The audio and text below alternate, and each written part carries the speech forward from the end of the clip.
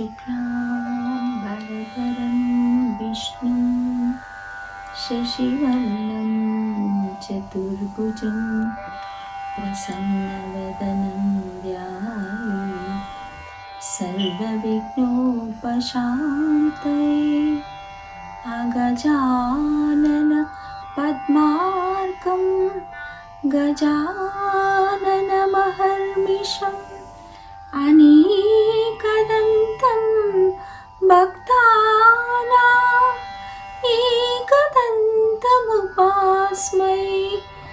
एकदन्तमुपास्महे।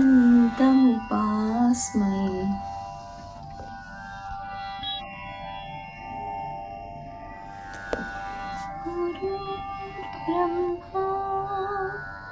गुरुर्विष्णु गुरुर्देवो महेश्वरः गुरुर्साक्षात् परब्रह्मा तस्मै श्री गुरवे नमः तस्मै श्री गुरवे नमः तस्मै श्री गुरुवे नमः।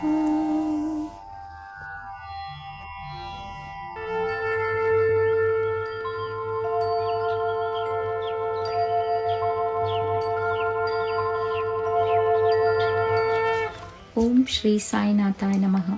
Shri Sai Satcharitra. Chapter 1. Salutations. The story of grinding wheat and its philosophical significance. According to ancient and the revered custom, Hemadpant begins the work Shri Sai Satcharitra with various salutations.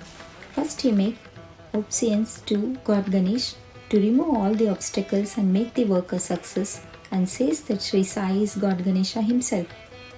Then to Goddess Saraswati to inspire him to write the work, and says that Shri Sai is one with this goddess, and this he is himself singing his own life.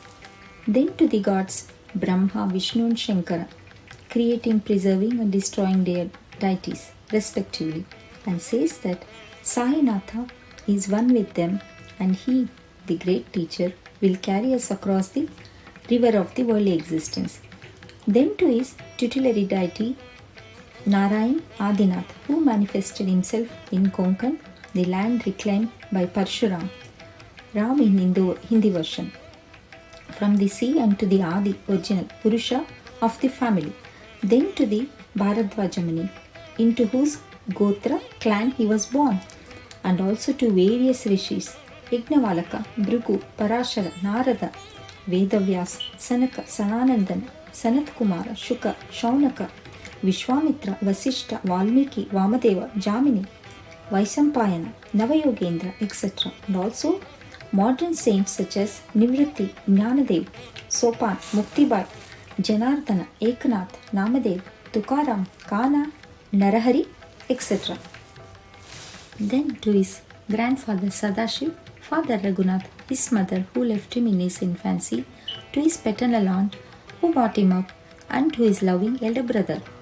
Then to the readers, and pray to them to give their whole and undivided attention to his work. And lastly to his Guru, Shri Sai Nath, an incarnation of Shri Dattatreya, who is his sole refuge and who will make him realize that Brahma is the reality and the world an illusion, and incidentally to all beings in whom Lord God dwells. After describing in brief the various modes of devotion according to Parashar, Vyasa and Shandilya, etc., the author goes on to relate the following story. It was some time after 1910 that I went one fine morning to the masjid in Shirdi to have darshan of Shri Sai Baba. I was wonderstruck to see the following phenomenon. After washing his mouth and face, Sai Baba began to make preparation for grinding wheat. He spread a sack on the floor, and thereon set a hand mill.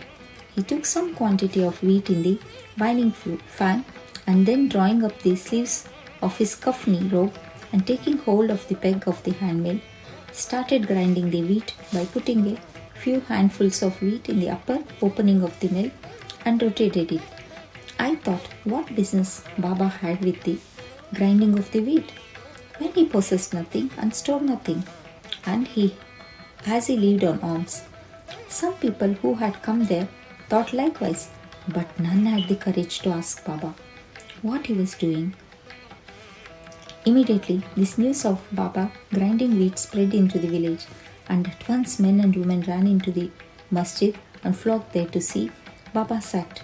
4 bold women from the crowd forced their way up and, pushing Baba aside, forcefully took the peg of the handle into their hands and, singing Baba's Leela, started grinding. At first, Baba was enraged, but on seeing the woman's love and devotion, he was much pleased and began to smile.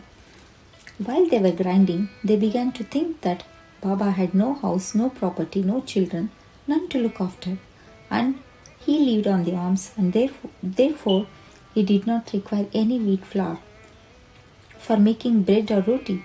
What will he do with this large quantity of flour? Perhaps, as Baba is very kind, he will distribute the flour amongst us. Thinking in this way, and while singing, they finished the grinding, and after putting the handmill aside, they divided the flour into 4 portions and began to remove them by taking 1 portion per head. Baba, who was calm and quiet up till now, got wild and started abusing them, saying, "Ladies, have you gone mad? Whose father property are you looting away? Have I borrowed any wheat from you so that you can safely take the flour? Now do this. Take the flour and throw it on the village borders." On hearing this, women felt abashed and, whispering amongst themselves, went to the outskirts of the village and spread the flour as directed by Baba. I asked the Shri people, what was this that Baba did? They replied that as cholera epidemic was spreading in the village, this was Baba's remedy for the same. It was not wheat that was ground, but cholera itself was grounded to pieces and pushed out of the village. From this time onwards, the cholera epidemic subsided and people of the village were happy. I was much pleased to know all this, but at the same time my curiosity was also aroused. I began to ask myself, what earthly connection was there between wheat flour and the cholera?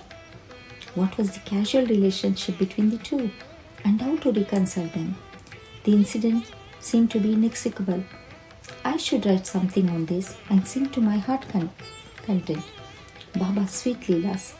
Thinking in this way about this Leela, my heart was filled with joy, and I was thus inspired to write Baba's life, the Sai Satcharitra. And as we know, with Baba's grace and blessing, this work was successfully accomplished. Philosophical significance of grinding. Apart from the meaning which the people of Shri put on this incident of grinding wheat, there is, we think, a philosophical significance too. Baba lived in Shri for about 60 years, and during this long period, he did the business of grinding almost every day. Not, however, wheat alone, but the sins, the mental and the physical, affliction and the miseries of his innumerable devotees. The 2 stones of his mill consisted of karma and bhakti, the former being the lower one and the later the upper one. The handle with which Baba worked the mill consisted of dhyan. It was the firm conviction of Baba that knowledge or self-realization is not possible unless there is a prior act of grinding of all our impulses, desires, sins, and of 3 gunas, Sattva, Rajas and Tamas, and the Ahankar, which is so subtle and therefore so difficult to get rid of. This reminds us of a similar story of Kabir, who, seeing a woman grinding corn, said to his Guru, Nipat Niranjan, I am weeping because I feel the agony of being crushed under this wheel of worldly existence like a corn in the handmill. Nipat Niranjan replied, Do not be afraid.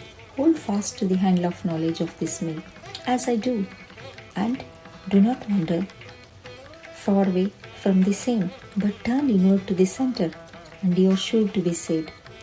Bow to Shri Sai, peace be to be all. Om Shri Sai Nathaya Namaha.